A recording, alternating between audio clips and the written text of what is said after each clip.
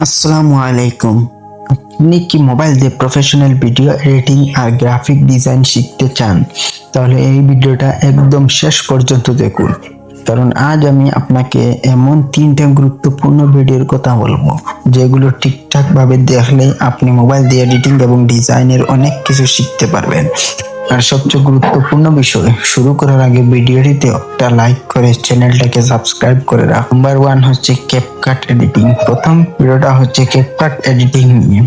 আপনি যদি ক্যাপকাট দিয়ে ভিডিও এডিট করতে চান তাহলে এই ভিডিওটা আপনার জন্য অনেক কাজে আসবে।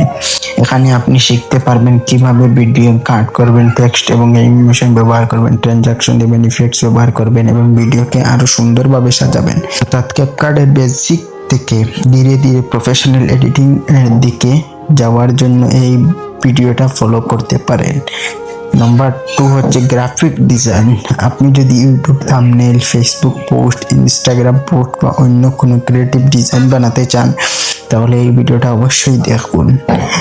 এখানে আপনি শিখতে পারবেন ডিজাইনের বেসিক ধারণ, text placement, font selection, background colour combination এবং কিভাবে একটা সাধারণ ডিজাইনকে আরো প্রফেশনাল লুক দেওয়া যায়।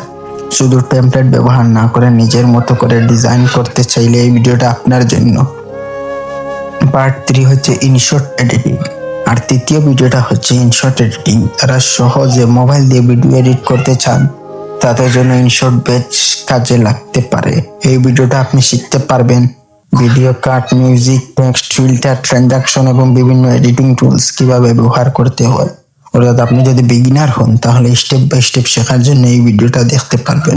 তো আপনি যদি সত্যি মোবাইল দিয়ে ভিডিও এডিটিং এবং গ্রাফিক ডিজাইন শিখতে চান তাহলে এই তিনটা ভিডিও আপনার শেখার যাত্রার জন্য ভালো একটা শুরু হতে পারে।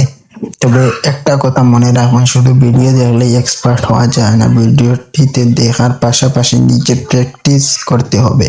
প্রতিদিন একটু একটু করে প্র্যাকটিস করলে আপনার এডিটিং স্কিল ধীরে ধীরে আরো ভালো হবে। তাই ভিডিওগুলো দেখুন, প্র্যাকটিস করুন এবং নিজের স্কিল ডেভেলপ করুন।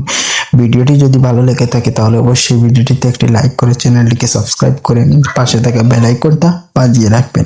দেখা হবে পরের ভিডিও।